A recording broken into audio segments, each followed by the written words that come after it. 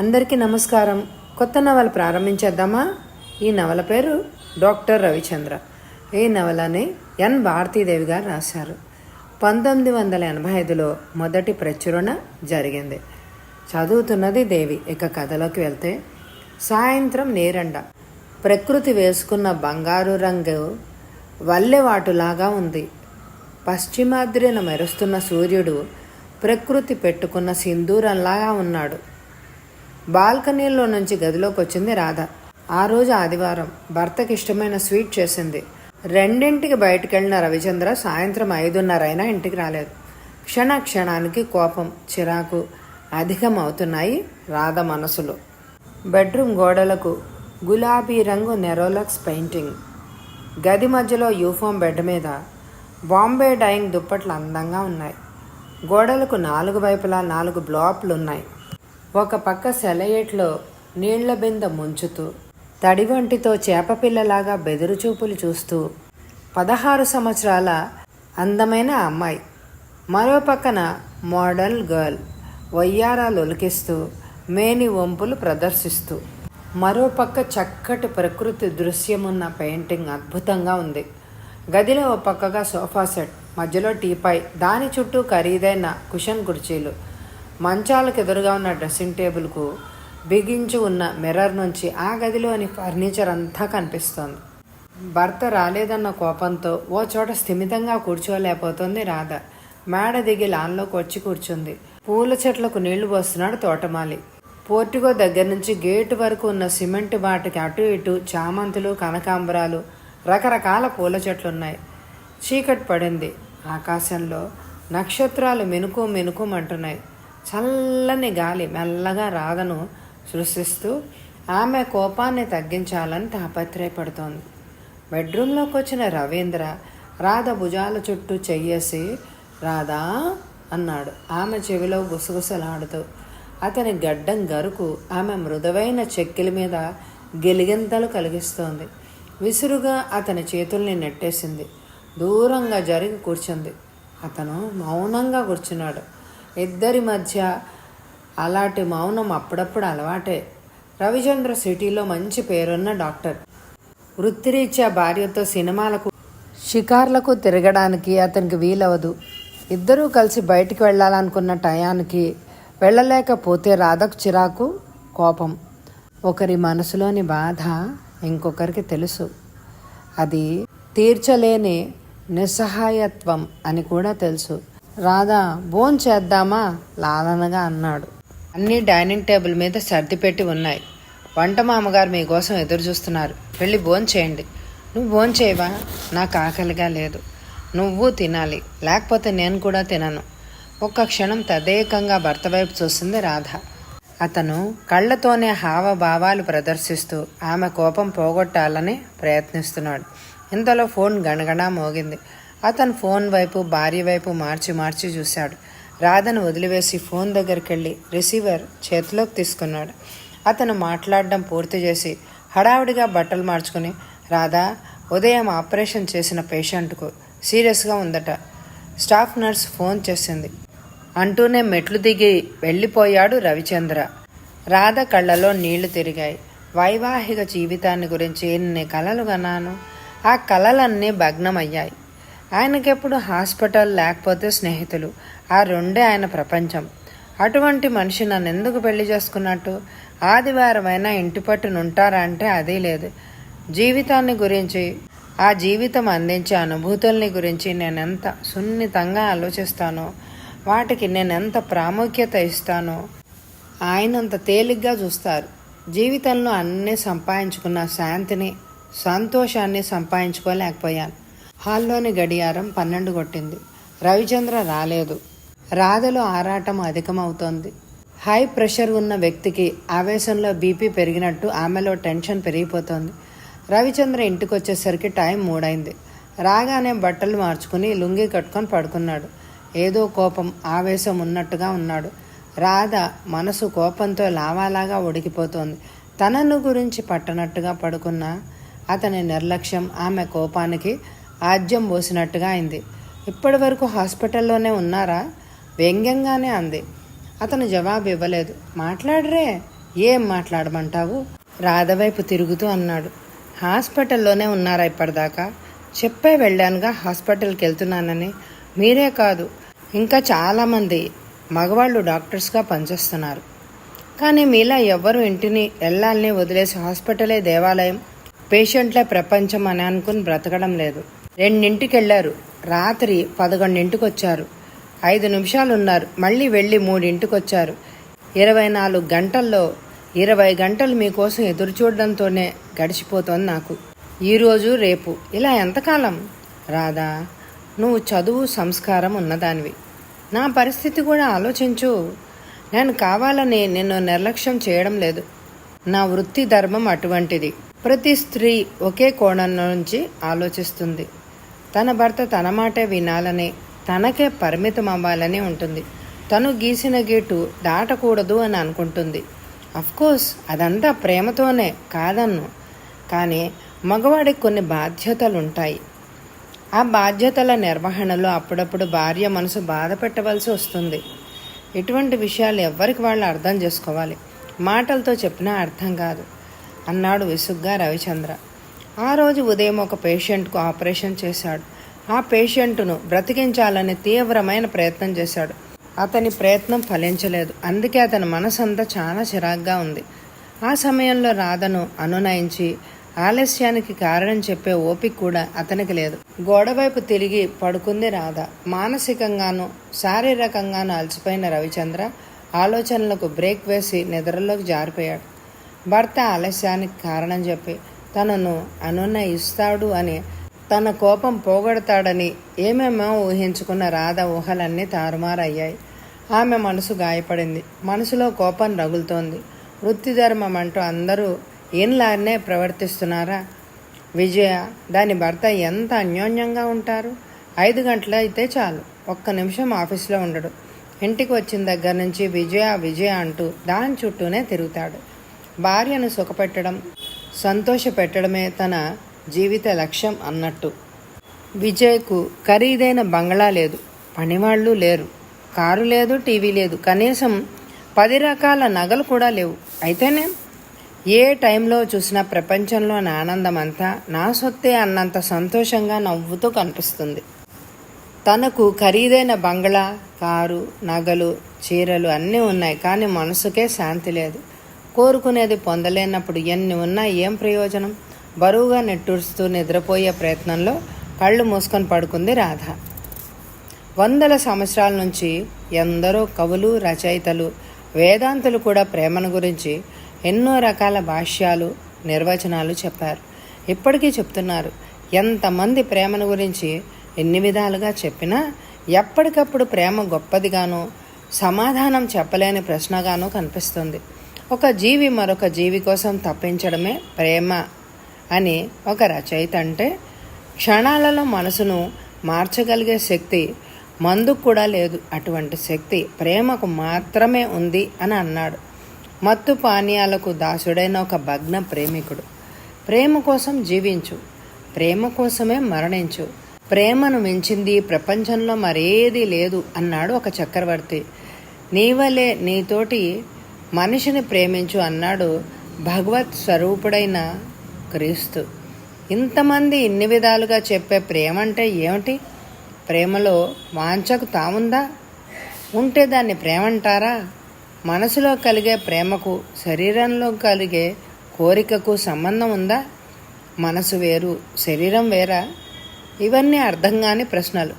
స్త్రీని గురించి, ప్రేమను గురించి రవిచంద్ర చెప్పే మాటలు ఒకటే. స్త్రీ పురుషుల మధ్య ఉండేది సెక్స్ ఒకటే. దానికి మనిషి పెట్టిన అందమైన పేరు ప్రేమ. ప్రేమను అందించే ఆడదాన్ని నమ్మకూడదంటాడు అతను. శరీరంలో కలిగే వాంఛలను ప్రేమ అనుకోవడం, ఆ ప్రేమ కోసం త్యాగం చేయడం పిచ్చితనం అన్నది అతని భావన. రవిచంద్ర ప్రాణ స్నేహితుడు సాగర్. అతను కూడా డాక్టరే. ఇరువురు స్నేహితులైన అభిరుచుల్లోనూ అలవాట్లలోనూ ఇద్దరికి ఉత్తర దక్షిణ ధృవాలంత తేడా ఉంది. సాగర్ దృష్టిలో ప్రేమ పవిత్రమైంది, అపరూపమైంది. స్నేహితులిద్దరూ రోజు ఏదో టైంలో కలుసుకుంటారు. సృష్టిలో తీయంది స్నేహం అంటారు. ఆ తీయని స్నేహానికి నిర్వచనం సాగర్, రవిచంద్ర. కాస్త ఖాళీ దొరికితే చాలు సముద్రపు ఒడ్డుకొచ్చి కూర్చుంటాడు రవిచంద్ర. హాస్పిటల్లో అతను లేకపోతే అతని కోసం సముద్రపు ఒడ్డుకొస్తాడు సాగర్. చాలాసేపటి నుంచి సముద్రం వైపు చూస్తూ కూర్చున్నాడు రవిచంద్ర. వలల నిండా చేపలు పట్టుకున్న జాలర్లు ఇంటి మొహం పడుతున్నారు. తీక్షణత కోల్పోయిన సూర్యకిరణాలు కాంతిలో సముద్రపు అంచు హృదయ రంజకంగా మెరుస్తోంది. రవి అన్న సాగర్ పిలుపుకు తల తిప్పి చూశాడు రవిచంద్ర. ఏంట్రా ఆ కన్నీళ్ళేమిటి? నువ్వు ఇంకా శిల్పని మర్చిపోలేకపోతున్నావా?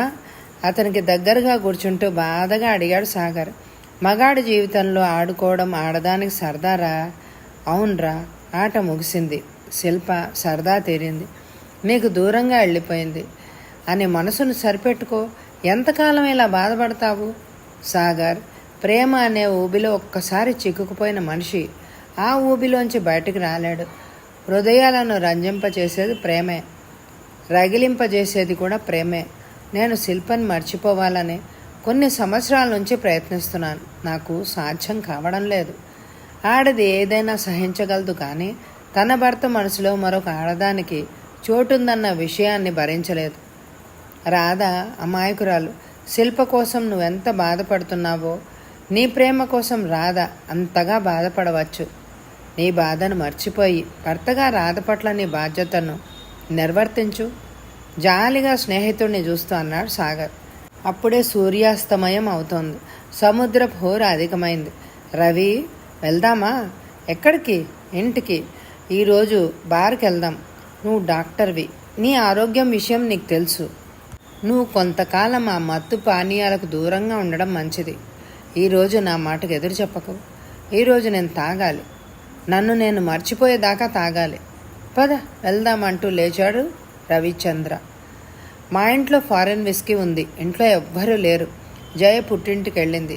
మా ఇంట్లోకి తీసుకుందాందా అన్నాడు సాగర్. నీ ఇష్టం. సాగర్ స్టీరింగ్ ముందు కూర్చున్నాడు. రవి అతని పక్కన కూర్చున్నాడు. 10 నిమిషాల్లో కారు సాగర్ ఇంటి ముందు ఆగింది. కావలసిన సరంజామా అంతా టీపై మీద సర్దాడు సాగర్. స్నేహితులిద్దరూ ఎదురెదురుగా కూర్చున్నారు. సాగర్ ఒక గ్లాస్ ఖాళీ చేసేసరికి రవిచంద్ర బాటిల్లోని విస్కీ 3 అంతలు తాగేశాడు. ఎంత ఎక్కువగా డ్రింక్ తీసుకున్నా రవిచంద్ర తనని తాను కంట్రోల్ చేసుకోగలడు. అది అతనిలోని ప్రత్యేకత. రవి, ఇప్పటికే చాలా ఎక్కువగా తీసుకున్నావు. ప్లీజ్ నా మాట విను. ఇక తీసుకోవద్దు అంటున్న సాగర్ మాటలు వినిపించుకోకుండా బాటిల్ ఎత్తుకొని నీళ్లు కూడా కలుపుకోకుండా మంచినీళ్లలాగా గటగటా తాగేశాడు. గొంతు మండిపోయింది. అయినా బాటిల్ ఖాళీ చేశాడు. చూస్తూ కూర్చున్నాడు సాగర్. ఇంతలో ఫోన్ మోగింది. సాగర్ మాట్లాడాడు. రవి, హరిశ్చంద్ర ప్రసాద్ గారని మా నాన్నగారి స్నేహితుడు. జ్వరం ఎక్కువగా ఉందట. ఒక్కసారి వచ్చి చూసేళ్ళమని వాళ్ళ మిస్సెస్ ఫోన్ చేసింది. నేను వెళ్ళి ఆయన చూసి అర్ధగంటలో వచ్చేస్తాను. నువ్వు ఇక్కడే ఉండు. నేను వచ్చి కారులో నేను మీ ఇంటి దగ్గర డ్రాప్ చేస్తాను. వెళ్ళనా? వెళ్ళు. ఆయన ఎంత బాధపడుతున్నాడో, వెళ్ళి త్వరగా రా అన్నాడు రవిచంద్ర. సాగర్ వెళ్ళాడు. సోఫాలో వెనక్కి వాలి కూర్చున్నాడు రవిచంద్ర. ఒంటరిగా కూర్చున్న అతన్ని గతం తాలూకు జ్ఞాపకాలు వెంటాడాయి. అతని కళ్ళలో శిల్పరూపం కదలాడింది. మనసు 4 సంవత్సరాల వెనక్కు వెళ్ళింది. యవ్వనం ఉరవళ్ళు పరవళ్ళు తొక్కుతూ కొండరాళ్ల మీద నుంచి దూకే జలపాతం లాంటిది. పర్వంలో ఉన్న మనస్సులు పందెపు గుర్రాల్లాగా పరుగు తీస్తూ ఉంటాయి. మనిషిలోనూ ఆ వయసులోనూ పాల పొంగులాగా యవ్వనపు పొంగు ఉరకలేస్తూ ఉంటుంది. అప్పుడు రవిచంద్ర గుంటూరులో మెడిసిన్ 2వ సంవత్సరం చదువుతున్నాడు. హాస్టల్లో ఉండి చదివే స్తోమత లేక ఒక రూమ్ తీసుకొని ఉంటున్నాడు. వంట కూడా అతనే చేసుకుంటాడు. రవిచంద్ర అద్దెకుంటున్న ఇల్లు పరంధామయ్య గారిది. ఆయన భార్య పార్వతి. ఇద్దరు పార్వతీ పరమేశ్వరులాగా ఉంటారు. ఆయన ఒక గవర్నమెంట్ ఆఫీస్లో గుమాస్తాగా పనిచేసి రిటైర్ అయ్యారు.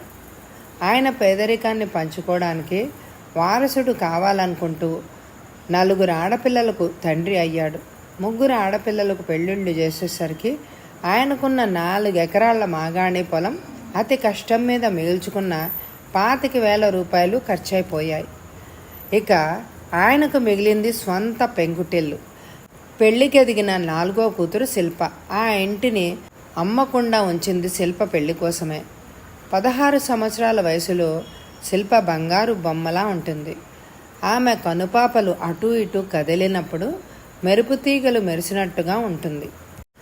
ఆమె పొడవైన జడ నడుం మీద అటూ ఇటూ ఊగుతూ ఉంటే చూసిన కొద్దీ చూడాలి అని అనిపిస్తుంది. ఆమె పెదవులు విచ్చుకున్న మందారాల్లాగా అందంగా ఆకర్షణీయంగా ఉంటాయి. రవిచంద్ర వాళ్ళ ఇంట్లోకి అద్దెకొచ్చి 2 నెలలైనా శిల్పతో ఒక్కసారి కూడా మాట్లాడలేదు. ఒకరోజు అప్పుడే కాలేజీ నుంచి వచ్చిన రవిచంద్ర బట్టలు మార్చుకుని లుంగీ చుట్టుకుని పడుకున్నాడు. అడుగుల చప్పుడు వినిపించి గుమ్మం వైపు చూశాడు. గుమ్మంలో శిల్ప నుంచుంది. మీరా రండి, తడబడుతూ మంచం దిగి అన్నాడు. నాన్నగారు బయటకెళ్లారు, అగ్గిపెట్ట కావాలి, టీ నీళ్లు పొంగి స్టవ్ ఆరిపోయింది అంది తలంచుకొని. రవిచంద్ర అగ్గిపెట్ట తీసుకుని ఆమెకు అందించాడు. అగ్గిపెట్ట తీసుకుని శిల్ప లోపలికి వెళ్ళిపోయింది. కళ్ళ ముందు మెరుపు మెరిసి మాయమైనట్టు అనిపించింది రవిచంద్రకు. వరండాకు ఆనుకుని గదిలో రవిచంద్ర ఉంటాడు. మిగతా భాగమంతా శిల్ప వాళ్లే ఉంటారు. ఎక్కడా రూమ్ దొరక్క ఎంతో ప్రాధేయపడి అడిగితే చివరకు ఆ రూమ్ ఇచ్చారు పరందామయ్య గారు. రవిచంద్రకు తను శిల్ప వైపు చూస్తే రూమ్ ఖాళీ చేసి పొమ్మంటారేమోనన్న భయంతో శిల్ప వైపు కన్నెత్తి కూడా చూసేవాడు కాదు. శిల్పతో మాట్లాడింది ఒక్కసారి అయినా ఆమెతో ఎన్నో రోజుల నుంచి పరిచయం ఉన్నట్టుగా మనసుకు హాయిగా ఉంది. అప్పటి నుంచి శిల్పన్ గురించి ఒకటే ఆలోచనలు. ప్రేమకు ఆలోచనలకు నేస్తం కాబోలు. మళ్ళీ ఆమె కనిపిస్తుందేమో అని చాలాసేపు చూశాడు. శిల్ప రాలేదు. తల్లిదండ్రుల చాటున ఆకుచాటు పిందలా పెరుగుతున్న శిల్పకు బంధువులతో పరాయి మగవాళ్లతో మాట్లాడే అలవాట్లేదు. హై స్కూల్ చదువుతోనే ఆమె చదువు ఆగిపోయింది. పెద్ద కట్నం ఇవ్వలేకపోయినా కనీసం డిగ్రీ వరకైనా శిల్పను చదివించాలని పరందామయ్య గారికి ఎంతో కోరిక. శిల్ప 10th క్లాస్ పూర్తి చేయడానికి 3 సార్లు పరీక్షలు రాసింది. దాంతో చదువు మీద శిల్పకు శ్రద్ధ లేదని తెలుసుకున్న పరందామయ్య గారు శిల్పను కాలేజీలో చేర్పించాలని ప్రయత్నమే చేయలేదు. పరువంలో ఉన్న వయసు శిల్పది. ఆ వయసులో ఉన్న ఆడపిల్ల శృతి చేసి పెట్టిన వీణ లాంటిది. ఏ చిరు స్పర్శకైనా రాగాలు పలుకుతుంది, మధుర కంపనాలు కలిగిస్తుంది. అదే జరిగింది శిల్ప విషయంలో. అగ్గిపెట్టెతో మొదలైన వాళ్ళ పరిచయం కొద్ది రోజుల్లోనే చాలా అభివృద్ధి చెందింది. రవిచంద్ర పురుష స్పర్శతో ఆమె మేను వయసు రేకులు విప్పుకుంది. ఆమె మనసు కదిలింది. అదొక రకమైన కొత్త అనుభూతితో, ఆ అనుభూతి తాలూకు భయంతో సతమతమైపోతోంది శిల్ప. శిల్ప, సాయంత్రం నేను కాలేజీ నుంచి పార్కు దగ్గరకు వస్తాను. ఆ టైంకి నువ్వు అక్కడికి రాగలవా? కాలేజీకి వెళ్ళబోతూ శిల్పతో చిన్నగా చెప్పాడు. ఆమె చెప్పేది వినిపించుకోకుండానే సైకిల్ ఎక్కి వెళ్ళిపోయాడు. శిల్ప గుండె దడదడలాడింది. అతని మాటలు వాళ్ళ నాన్నగారు విన్నారేమో అని. ఆయన భాగవతం చదవడంలో మునిగిపోయారు. అమ్మయ్య అని అనుకుంటూ లోపలికెళ్ళింది. సాయంత్రం 5 గంటలైంది. ఇంకా పార్కు దగ్గరకు వెళ్ళడమా మానడమా అని నిర్ధారణ చేసుకోలేకపోతోంది శిల్ప. అతను పార్కులో ఎదురు చూస్తుంటాడని తెలుసు. తను వెళ్ళకపోతే కోపం వేస్తుందేమో అనే భయం. చివరికి వెళ్ళడానికే నిర్ణయించుకుంది. వాళ్ళ అమ్మగారితో స్నేహితురాలు ఇంటికి వెళ్తున్నానని చెప్పి పార్కుకు వచ్చింది. అప్పటికి అర్ధగంట నుంచి ఆమె కోసం ఎదురు చూస్తూ అక్కడ కూర్చున్నాడు రవిచంద్ర. శిల్పను చూడగానే అతని కళ్ళు మెరిశాయి. ఎంత ఆలస్యం చేశావే? భయం వేసింది. భయమా? ఎందుకు? అమ్మకి ఎప్పుడూ అబద్ధం చెప్పలేదు. స్నేహితురాలు ఇంటికని చెప్పి ఇక్కడికి వచ్చాను. ఈ మాత్రానికే అంత భయమా? ఎవరైనా చూస్తే ఏమనుకుంటారు? ఎవరైనా చూడకపోతే పర్వాలేదా? నవ్వుతూ అన్నాడు. రోషంతో శిల్ప చెక్కిళ్ళు ఎర్రబారాయి. శిల్ప, ఏంటి కోపం వచ్చిందా? ఇలా పార్కులకు షికార్లకు రమ్మంటే కోపం రాదా? మా నాన్నగారికి తెలిస్తే ప్రాణం తీసేస్తారు భయంగా అంది శిల్ప. ఆమె కళ్ళలో రెపరెపలాడుతున్న భయానికి అతనికి నవ్వొచ్చింది. ఎందుకు రమ్మన్నారు? నీతో మాట్లాడాలని. ఇంటి దగ్గర మాట్లాడుతున్నారుగా. ఆమె అమాయకత్వానికి గలగలా నవ్వాడు రవిచంద్ర. ఆ నవ్వు శిల్ప మనసుకు చెక్కిలి గింతలు పెట్టినట్టయింది. కనురెప్పలు టపటపలాడిస్తూ అతని వైపు చూసింది. అందమైన నీ కళ్ళు, కల్మషం తెలియని అమాయకమైన నీ మనసు సున్నితంగా ఆకర్షించాయి శిల్ప. ఎన్నో రోజుల నుంచి నీతో ఒక మాట చెప్పాలి అని అనుకుంటున్నాను. ఏంటి? అంది భయంగా. ఎందుకంత భయం? నిన్నేం చేయను అన్నాడు చిరునవ్వుతో. చెప్పండి. ఐ లవ్ యూ ఆర్ద్రంగా అన్నాడు. ఆనందంతో శిల్ప పెదాలు మందార పువ్వుల్లా విచ్చుకున్నాయి. ఎంత దాచుకోవాలనుకున్నా ఆ సంతోషం దాగకుండా ముఖంలో ప్రతిఫలిస్తోంది. మనసు గాలిలో తేలిపోతున్నట్టుగా ఉంది. ఒంటరిగా ఊహల్లో విహరించాలనుంది. అతను చెప్పిన ఐ లవ్ యూ అన్న మాట ఆమె మనసులో చిత్రమైన కంపనలు కలిగిస్తోంది. ఆ కంపనల తాలూకు మధురిమలతో కనురెప్పలు మత్తుగా మూసుకుపోతున్నాయి. తీయటి బాధతో కూడిన చిత్రమైన అనుభూతి. నేనంటే నీకు ఇష్టమా? ఏమని చెప్పను? మీరంటే నాకు ప్రాణమని చెప్పనా? మిమ్మల్ని చూసిన మొదటి క్షణం నుంచి మీ మీద ఎంతో ప్రేమను పెంచుకున్నానని చెప్పనా? నా ఆశలకు ఆలంబన మీరే అని చెప్పనా? నా దైవం, నా సర్వస్వం మీరే అని చెప్పనా? ఏమని చెప్పను? అయినా అంత సూటిగా అడిగితే ఎలా చెప్పడం? ఏంటి శిల్ప ఆలోచిస్తున్నావు? నేనంటే నీకు ఇష్టమేనా? మొదటిసారి రెట్టించి అడిగాడు రవిచంద్ర. గుండె గొంతుకులు అడ్డుపడ్డట్టు వెంటనే సమాధానం చెప్పలేకపోయింది. పెదవులు సన్నగా వణుకుతున్నాయి. ఒళ్ళంతా చిరు చెమటలు పట్టాయి. కళ్ళెత్తి అతని మొహంలోకి సూటిగా చూడలేకపోతోంది. ఆలోచించుకుని తర్వాత చెబుతూగానే అన్నాడు రవిచంద్ర ఆమె మనసు చదివినట్టుగా. తనకు సమాధానం చెప్పడానికి జ్వరం వచ్చిన మనిషిలాగా వణికిపోతున్న ఆమెను చూసి, ఇంక వెళ్తావా అన్నాడు. వెళ్తాను అంటూ లేచి ఎవరో తరుముకొస్తున్నట్టుగా పార్కులోంచి బయటికి పరిగెత్తింది శిల్ప. సాయంత్రం 5 గంటలైంది. ఆదివారం ఆ రోజు. రవిచంద్ర రూమ్లోనే ఉన్నాడు. టీ తీసుకోండి, గుమ్మం బయట నిల్చొని నవ్వుతూ అంది శిల్ప. ఇక్కడికి తీసుకొచ్చి ఇస్తే తీసుకుంటాను. అయితే నాకు టీ వద్దు, నేను వెళ్తున్నాను వస్తున్న నవ్వును బలవంతంగా పెదవుల మధ్య బిగపెడుతూ అంది. వెళ్ళు, నాకు తలనొప్పిగా ఉంది, టీ తాగాలనుంది, అయినా తాగను బుంగమూతితో అంటున్న అతన్ని చూస్తూ నవ్వింది శిల్ప. తీసుకోండి. అతను పడుకున్న మడత మంచం దగ్గరకొచ్చి కప్పు అతనికి అందించింది. ఓ చేత్తో కప్పును అందుకుని మరో చేత్తో శిల్పను దగ్గరకు లాక్కున్నాడు. ఆ విసురుకి అతని ఒడిలో వాలింది శిల్ప. తల స్నానం చేసి వదులుగా జడ అల్లుకుంది. జడలో మల్లెపూలు, తెలుపు చీర, దానికి నలుపు రంగు బార్డరు, మెడలో పొడవాటి ముత్యాల దండ, కాటుకు రేఖల వెంట చేప పిల్లల్లా కదలాడే కళ్ళు, మనసుకు మత్తెక్కిచ్చే చూపులు. శృంగార నాయికలాగా ఉంది శిల్ప. అతని స్పర్శ చెక్కలు గింతలు పెట్టినట్టు అనిపించింది ఆమెకు. చెంపల్లో కెంపులు పూసాయి. వదలండి, వదలకపోతే ఏం చేస్తావు? అతని మాటల్లో చిలిపితనం తొంగి చూసింది. ఇంకెప్పుడు మీ గదిలోకి రాను. మీ నాన్నగారు అమ్మగారు ఇంట్లో లేకపోతే నా గదిలోకి రాకుండా నువ్వు ఉండలేవులే. ఆమె మెడవంపులో ముద్దు పెట్టుకుంటూ అన్నాడు. సాంప్రదాయాలు కట్టుబాట్లను మర్చిపోయి నేనెప్పుడూ ప్రవర్తించను. అతని నుంచి తప్పించుకొని దూరంగా జరిగి నిల్చుంది. సాంప్రదాయాలు కట్టుబాట్లు మనిషి మనుగడ కోసం మనిషే నిర్మించుకున్నవి. అయినా మనం ప్రేమించుకున్నాం, త్వరలో పెళ్లి చేసుకోబోతున్నాం. తప్పే ఉంది? ప్రేమించుకున్నాం, కానీ పెళ్లి ప్రేమించుకోవడం అంత తేలిక కాదు కదా. దానికి పెద్దవాళ్ళ అంగీకారం కావాలి. మనం భార్యాభర్తలం కావాలి. అప్పటికి కానీ వైవాహిక సంబంధానికి ఎటువంటి అడ్డంకి ఉండదు. పెళ్ళి అనేది ఒక స్త్రీ పురుషుడు శారీరకమైన సంబంధం పెట్టుకోవడానికి పెద్దవాళ్ళు ఇచ్చే లైసెన్స్. ప్రేమ అనేది 2 మనసులను కలిపే మధురమైన అనుబంధం.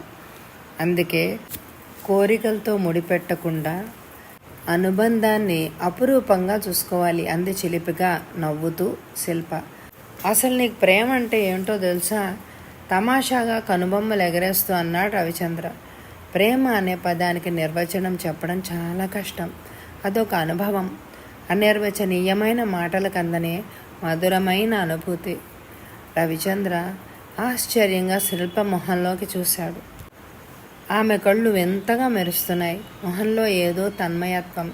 రవిచంద్రకి ఎదురుగా కూర్చున్న శిల్ప గుండె చిత్రంగా స్పందిస్తోంది.